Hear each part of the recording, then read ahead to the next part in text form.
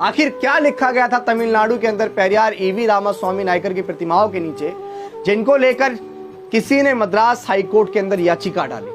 पेरियार की मूर्तियों के नीचे लिखा था कि ईश्वर नहीं है, और ईश्वर बिल्कुल नहीं है। जिसने ईश्वर को रचा ये बेवकूफ है। जो ईश्वर का प्रसार करता है वह दुष्ट है, जो ईश्वर की पूजा करता है वह बर्बर है। पेरियार ने ईश्वर से कुछ सवालात पूछे थे, और वो सवालात जब आप सुनेंगे, मैं समझता हूं कि आप जो पाखंडवाद के विरोधी हैं, जो इस देश में तमाम तरह की जितनी भी कुरीतियां उनके विरोधी हैं, उनको ये सवाल वाजिब नजर आएंगे। अन्यथा कुछ लोग इस पर सवालिया निशान जरूर उठाएंगे, लेकिन इन सवालों को अगर आप बुद्धि अपनी तर्कशील मत्ता से समझेंगे तो आपको समझ आएगा कि पेरियार ने ईश्वर से जो सवाल पूछे वो सवाल कई हद तक जायज हैं। पहला सवाल पेरियार पूछते हैं कि क्या तुम कायर हो जो हमेशा छिपे रहते हो, कभी किसी के सामने नहीं आते। पेरियार ने दूसरा सवाल ईश्वर से पूछा कि क्या तुम खुशामद परस्त हो जो लोगों से दिन रात पूजा अर्चना करवाते हो।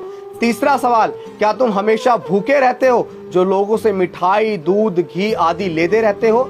चौथा सवाल, क्या तुम मांसाहारी हो जो लोगों से निर्बल पशुओं की बलि मांगते हो। पांचवा सवाल, क्या तुम सोने के व्यापारी हो जो मंदिरों में लाखों टन सोना दबाए बैठे हो। छठा सवाल, क्या तुम व्यभिचारी हो जो मंदिरों में देव दासियां रखते हो। सातवां सवाल, क्या तुम कमजोर हो जो हर रोज होने वाले बलात्कारों को नहीं रोक पाते। आठवां सवाल, क्या तुम मूर्ख हो जो विश्व के देशों में गरीबी भूखमरी होते हुए भी अरबों रुपयों का अनन दूध, घी, तेल बिना खाए ही नदी नालों में बहा देते हो। नौवां सवाल, क्या तुम बहरे हो जो बेवजह मरते हुए आदमी, बलात्कार होती हुई मासूमों की आवाज नहीं सुन पाते। 10वां सवाल, क्या तुम अंधे हो जो रोज अपराध होते हुए नहीं देख पाते। 11वां सवाल, क्या तुम आतंकवादियों से मिले हुए हो जो रोज धर्म के नाम पर लाखों लोगों को मरवाते रहते हो। 12वां सवाल, क्या तुम आतंकवादी हो जो ये चाहते हो कि लोग तुमसे डर कर रहें।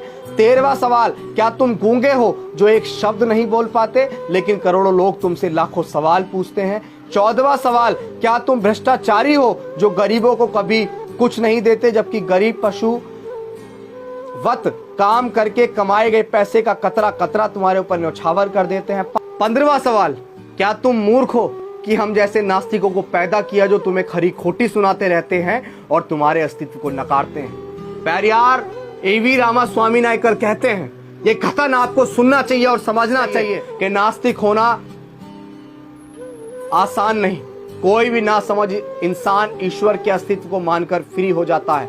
उसके लिए उसे बुद्धि की जरूरत नहीं होती, परंतु नास्तिक होने के लिए दृढ़ विश्वास और साहस की जरूरत होती है। ऐसी योग्यता उन लोगों के पास होती है जिनके पास प्रखर तर्क बुद्धि होती है। अंधश्रद्धा ऐसा केमिकल है जो इंसान को मूर्ख बनाने में काम आता है। पेरियार ईवी रामास्वामी नायकर ने हिंदू धर्म का इतिहास भी बताया, और वो इतिहास जब आप सुनेंगे तो शायद आपको हंसी आएगी कि क्या ऐसा भी हो सकता है। हिंदू धर्म का विचित्र इतिहास। पहला, मंदोत्री मेंढक से पैदा हुई थी। दूसरा, श्रृंगी ऋषि हिरणी से पैदा हुए थे। तीसरा, सीता मटकी में से पैदा हुई थी। चौथा, गणेश अपनी मां के मैल से पैदा हुए थे। हनुमान के पिता पवन कान से पैदा हुए थे। छठा, हनुमान का पुत्र मकरध्वज था जो मछली के मुख से पैदा हुआ था। सातवां, मनु सूर्य के पुत्र थे, उनको छींक आने पर एक लड़का नाक से पैदा हुआ था। आठवां, राजा दशरथ की 3 रानियां थीं और उनके 4 पुत्र जो फलों की खीर खाने से पैदा हुए थे।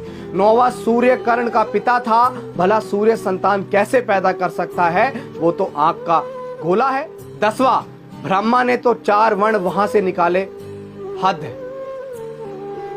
अछूत का बनाया हुआ चमड़े का ढोल मंदिर में बजाने से मंदिर पवित्र नहीं होता।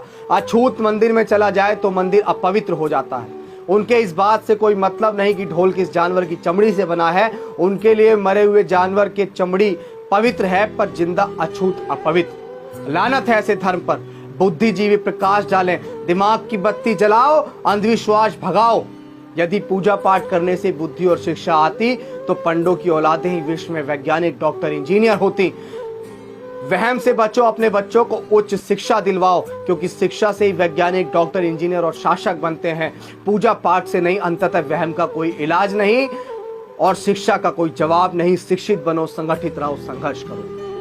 मैं उम्मीद करता हूं कि पेरियार ईवी रामास्वामी नायकर की ये कथन आप लोग समझेंगे और इन पर विचार करेंगे। बाकी आपका जीवन आपको कैसे व्यतीत करना है, ये संविधान आपको आजादी देता है। जय भीम, जय भारत, जय संविधान।